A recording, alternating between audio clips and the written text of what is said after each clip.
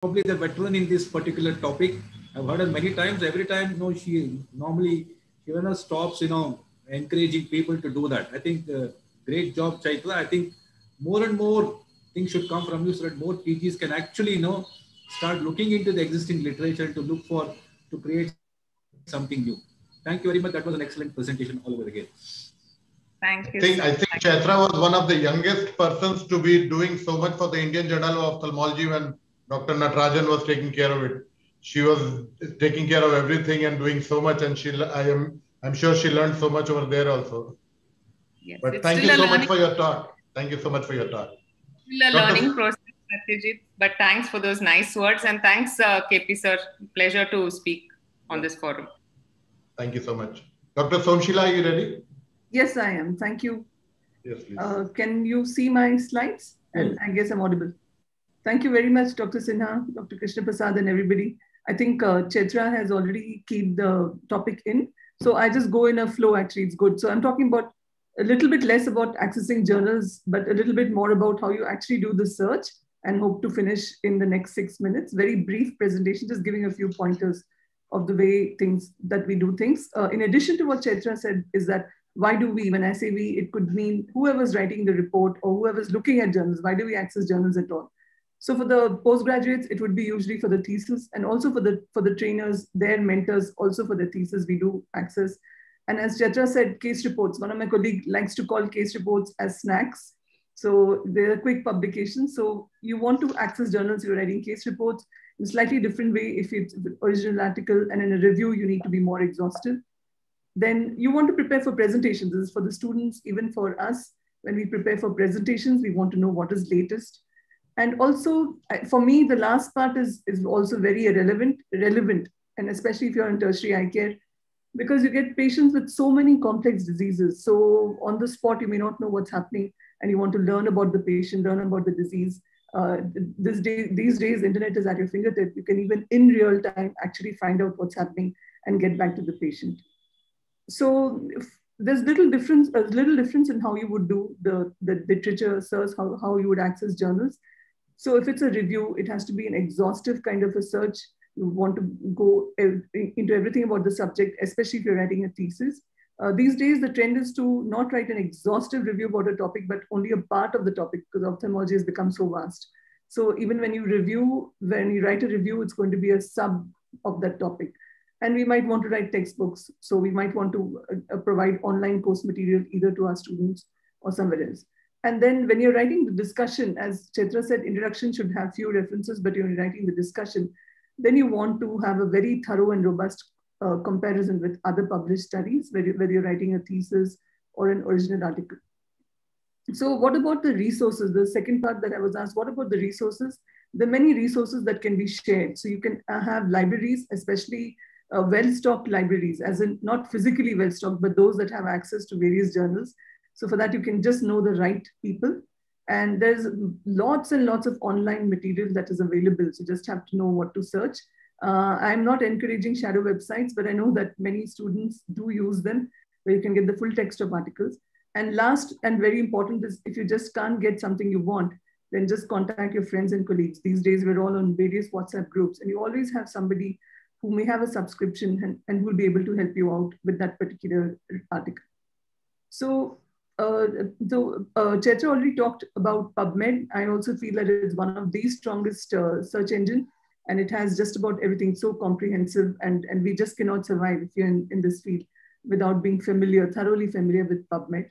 And I also like Google Scholar. So this is also my go-to, because unlike PubMed, which is a little bit limited, Google Scholar uses the massive search engine of Google, and it not just scientific literature, but it can give you a lot of other things which may not be peer reviewed. So if you're searching about it, just to understand, it's different. But if you're searching about a subject in order to write, then Google Scholar is not the best resource, but it works. So I'm going to take you through a very short video talking about both in real time. So I'm going to take you through two search engines and actually search something very specific.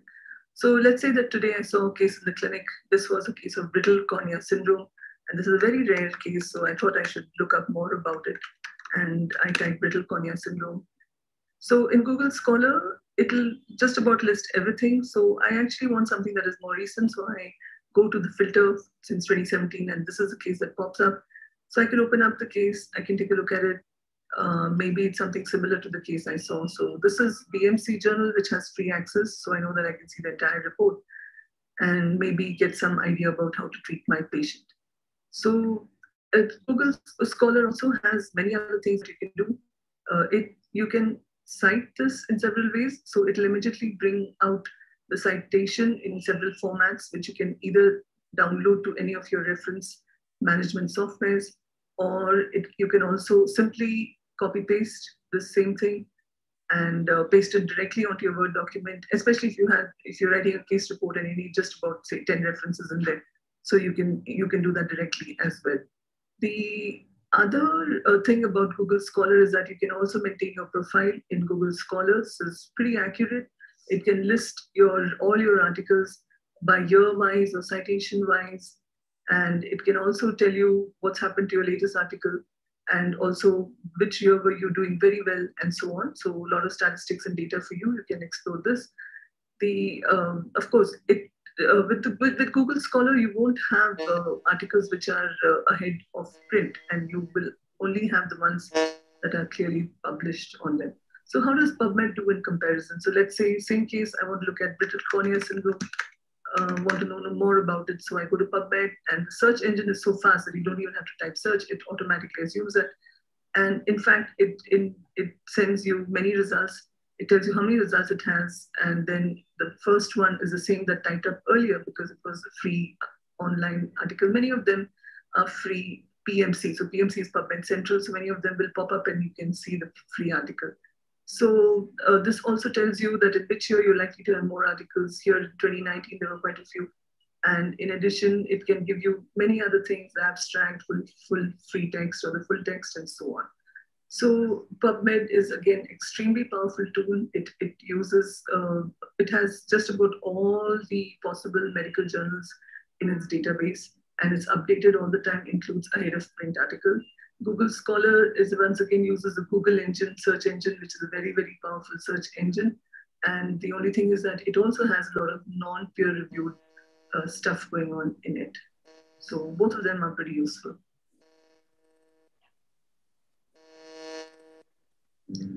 That's it. That's all I had. Thank you very much. Thank you. Thank you, Dr. Somshila. Dr. Krishna Prasad, you would like to add something? I think that was a very excellent way of actually really demonstrating how to actually go about it. I think a lot of people do it, but still those finer points of really picking up the right thing. I think somebody who uses it very regularly will be able to do it very optimally. And as you said, both PubMed and Google Scholar is very highly underutilized by most of the postgraduates. Normally they're only very specifically interested in their own thesis or some particular thing. I think it's for anything that they actually go through every day. They can use these two, resources which are so abundantly, cited with so many articles. I think we have to encourage our postgraduates to use these two. I think your talk will go a long way in doing that. Thank you very much, Dr. Somshila. Thank you so much. Thank you so much, Dr. Somshila.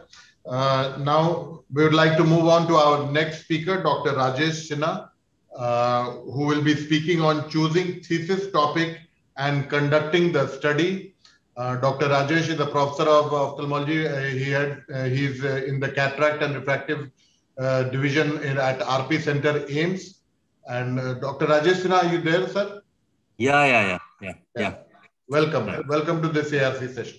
Yeah, thanks a lot, ARC, for giving me the opportunity. And I'll be talking about choosing the thesis topic and conducting the study. This is something which we very often face because we get some new candidates, and then we have to understand as guides, as mentors, we have to understand that we are giving a thesis topic. This is not an ICMR project. This is not a DST project that, there has to be a difference between it. So the feasibility or doability by the resident, by the candidate is very, very important.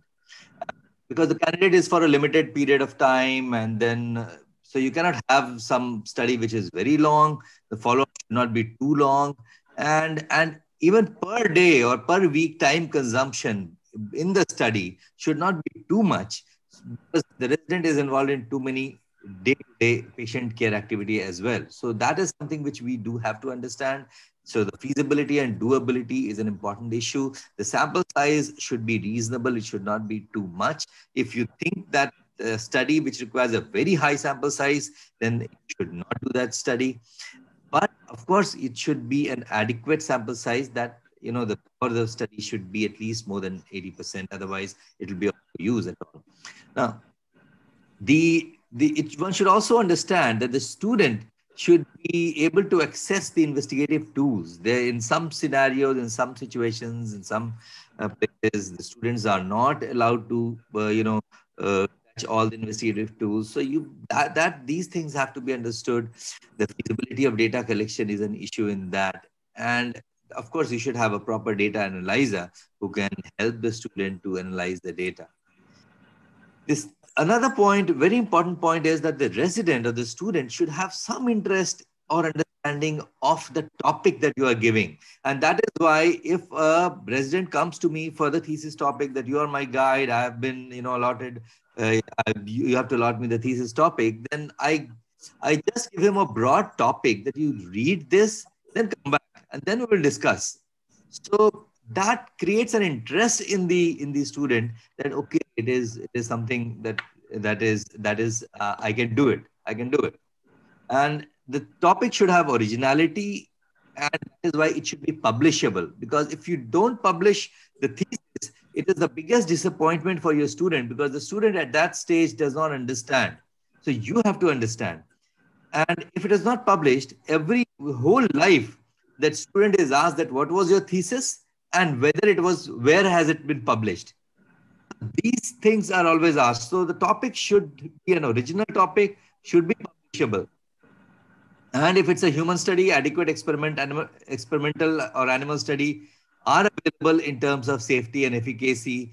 And if you think that there is some doubt about it, any issue in terms of some disorder wherein you have some doubt in having the adequate sample size or things like that, or maybe something absolutely new, then there's no harm in doing a pilot study to get the first experience of that and then go ahead. And ethical issues have to be considered.